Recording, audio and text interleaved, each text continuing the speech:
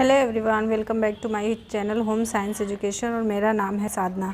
आज का ये जो मेरा टॉपिक है ये है प्राकृतिक रेशे पर। आज के इस वीडियो में हम लोग पढ़ेंगे प्राकृतिक रेशे क्या होते हैं, प्राकृतिक रेशे कितने टाइप के होते हैं। एक वीडियो मैंने बनाया था जिसमें मैंने रेशे का वर्गीकरण के बारे में बताया था। तो मेरे एक सब्सक्राइबर की रिक्वेस्ट थी कि मैं और जो भी रेशे हैं उनके बारे में डिटेल से वीडियो बनाऊं, तो मैं इसके कई वीडियोस बनाऊंगी। तो आज के वीडियो हम प्राकृतिक रेशे के बारे में चर्चा करेंगे। इसके बाद हर प्राकृतिक रेशे का एक अलग से वीडियो बनाऊंगी, जैसे कॉटन हो गया, लिनन हो गया, हेम्प हो गया, हर एक रेशे का जो है डिटेल में वीडियो बनाऊंगी। आज के इस वीडियो में हम प्राकृतिक रेशे में जितने भी रेशे आ जाते हैं सब कुछ शॉर्ट में समझाएंगे कि कौन से रेशे, प्राकृतिक रेशे कितने प्रकार के होते हैं और जो भी रेशे हैं उन रेशे के बारे में संक्षेप में बताएंगे।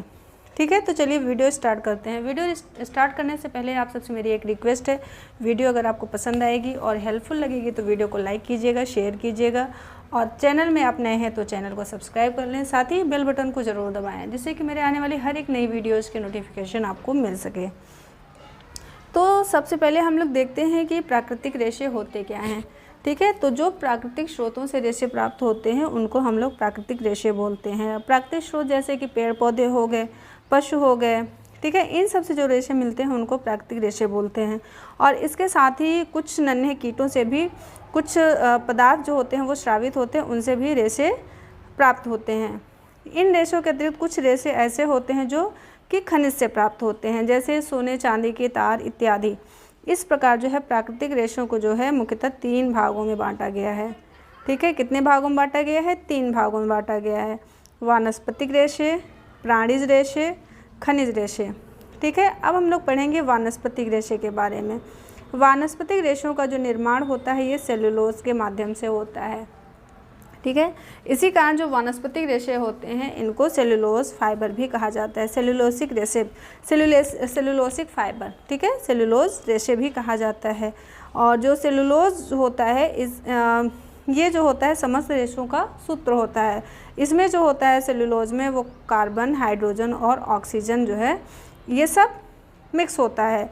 ये रेशे जो होते हैं यानी कि वानस्पतिक रेशे जो होते हैं ये अम्ल के प्रभाव से मतलब उन पर अम्ल का प्रभाव जो होता है वो ख़राब होता है, यानी कि अम्ल अगर उन पर पड़ता है तो ये रेशे नष्ट हो जाते हैं। अगर इन पर क्षार का प्रभाव पड़ता है तो इन पर कोई क्षार अगर इन पर पड़ता है तो इसका इस पर कोई प्रभाव नहीं होता है।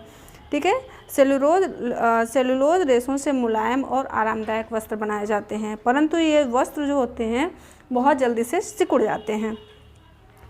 अब वानस्पतिक रेशे जो है कितने टाइप के हैं उस पर हम लोग पढ़ेंगे। वानस्पतिक रेशे जो है कौन कौन से हैं? कपास हो गया, लिनन, कॉपोक, जूट, हेम्प, ये वानस्पतिक रेशे के अंतर्गत आते हैं। अब हम लोग हर एक को शॉर्ट में समझेंगे कि कौन सा रेशा क्या होता है। ठीक है, पहला है कपास, जिसको इंग्लिश में बोलते हैं कॉटन। यह रेशा जो होता है कपास के पौधे से प्राप्त होता है। कॉटन जो होता है, कपास जो होता है, इसका जो रेशा होता है वो कपास के पौधे से प्राप्त होता है। और जो कपास का पौधा होता है ये 3 फुट से लेकर के 4 फुट तक ऊंचा होता है। जब इसमें सबसे पहले जब फूल निकलते हैं तब जब ये झड़ जाते हैं फूल तो इसमें जो है कपास के कोए जो है बढ़ने प्रारंभ हो जाते हैं। इनको ये जो कपास के पौधे होते हैं इसके बीज के चारों ओर जो है रेशे जो होते हैं वो लिपटे रहते हैं। इसी को हम लोग सीड हेयर भी कहते हैं, यानी कि बीज का बाल। इस तरीके ये भी क्वेश्चन आता है, ठीक है, एग्जाम में ऑब्जेक्टिव में।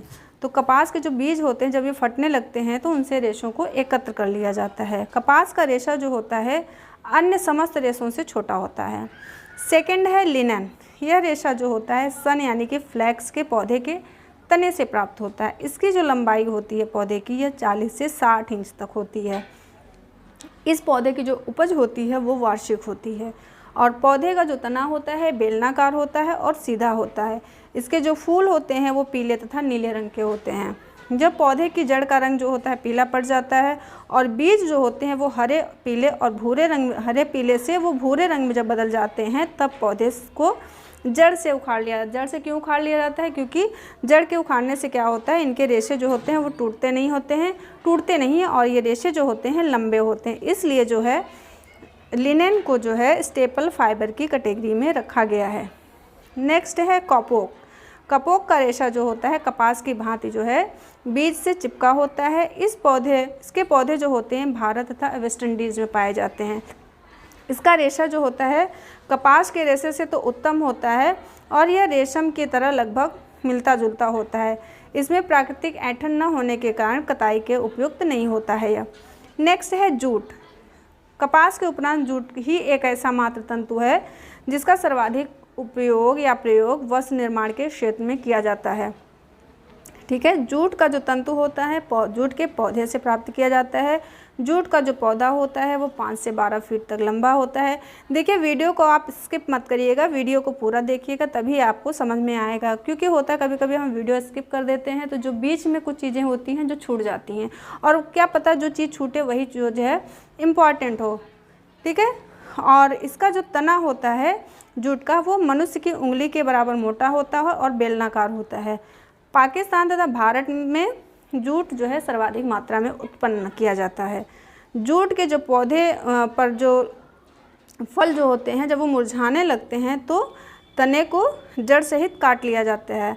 कटे हुए तने को कई दिनों तक पानी में भिगो कर रखा जाता है, जिससे तने की जो बाहरी छाल होती है वो गलकर तने से अलग हो जाती है और इसके तंतु जो होते हैं वो कोमल और चमकीले साथ ही चिकने भी होते हैं। फिफ्थ है हेम्प। हेम्प जो होता है वस्त्रोद्योग के क्षेत्र में हेम्प का प्रयोग भी उसी समय से प्रारंभ हो गया था जब से सन का प्रयोग प्रारंभ हुआ। ठीक है, किंतु सन के समान उत्तम गुण न होने के कारण वस्त्रोद्योग में लिनेन जो है सन के सामने नहीं टिक सका। इसका प्रयोग जो होता है वो गलीचा, रस्सी, जूते के तले तथा कागज़ आदि बनाने में किया जाता है। सेकेंड रेशा है जो जांतव रेशा, इसको इंग्लिश में बोलते हैं एनिमल फाइबर। जांतव रेशा जो होता है जीवधारियों से प्राप्त किया जाता है। ऊन और रेशम जो होता है वो जांतों की रेशे की कैटेगरी में आता है। अब हम लोग पढ़ेंगे ऊन। ऊन कैसे प्राप्त होती है? ऊन जो होता है वो भेड़ों की बाल से प्राप्त की जाती है। ठीक है, ऊन जो होता है वो भेड़ों की बाल से, कभी कभी जो ऊन होता है भेड़ों की बाल के अतिरिक्त जो है ऊँट, बकरी, खरगोश, घोड़े इन सब के बाल से भी प्राप्त की जाती है। लेकिन भेड़ के मेमनों से जो ऊन प्राप्त होती है वो ऊन सर्वोत्तम होती है। ऊन छूने में नरम होती है, देखने में रोएदार प्रतीत होती है। सेकेंड रेशा है एनिमल फाइबर में रेशम, जिसको इंग्लिश में बोलते हैं सिल्क। रेशम के तंतु को एक विशेष प्रकार के कीड़े द्वारा प्राप्त किया जाता है जिसको रेशम का कीड़ा भी कहते हैं, और यह जो कीड़ा होता है यह शहतूत पर की पत्तियों पर पाला जाता है।